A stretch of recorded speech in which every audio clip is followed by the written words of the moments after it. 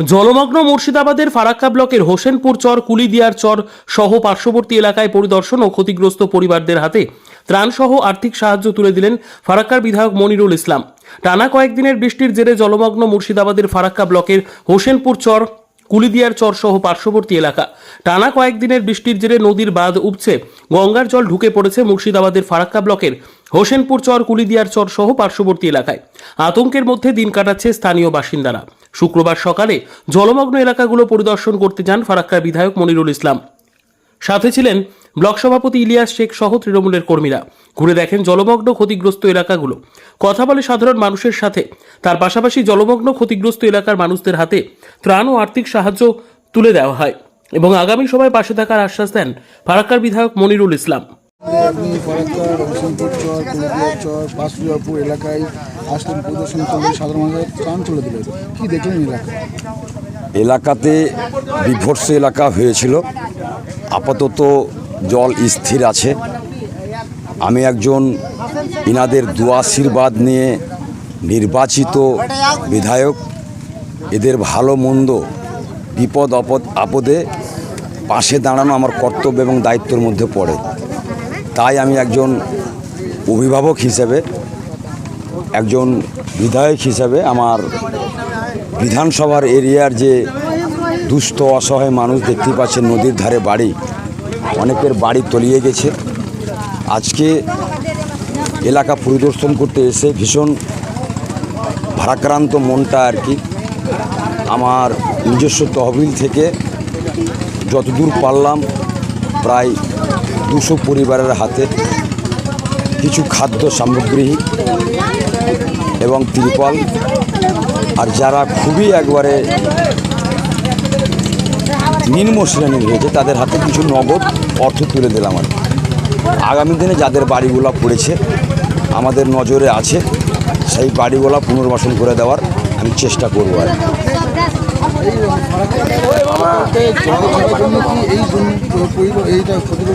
দেখুন, অবশ্যই এই ব্যারেজ আমাদের জন্য উত্তরবঙ্গের সঙ্গে দক্ষিণবঙ্গের যে একটা মেলবন্ধন হয়েছে, তার সাথে সাথে আমাদের বাঁধ, ফারাক্কা বাঁধ ব্যারেজ যাকে বলছি আর কি, সেটা আমাদের অভিশাপ হয়েও উঠেছে আর কি। আমাদের সেই ভূতনি দিয়ার মানিকচক থেকে নিয়ে আপ টু সুতি, শামসেরগঞ্জ, ফারাক্কা, বৈষ্ণবনগর, এই সব এলাকার মানুষ গঙ্গা ভাঙনের কারণে তাদের ভিটামাটি শিক্ষা প্রতিষ্ঠান থেকে নিয়ে, ধর্ম প্রতিষ্ঠান থেকে নিয়ে সব নদীর গর্ভে চলে যাচ্ছে। এটা যখন বাংলাদেশের সঙ্গে কেন্দ্রীয় সরকার জল চুক্তি করছে তখন কিন্তু আমাদেরকে জানাচ্ছে না, আমাদেরকে অন্ধকারে রেখে বাংলাদেশের সঙ্গে জল চুক্তি করছে।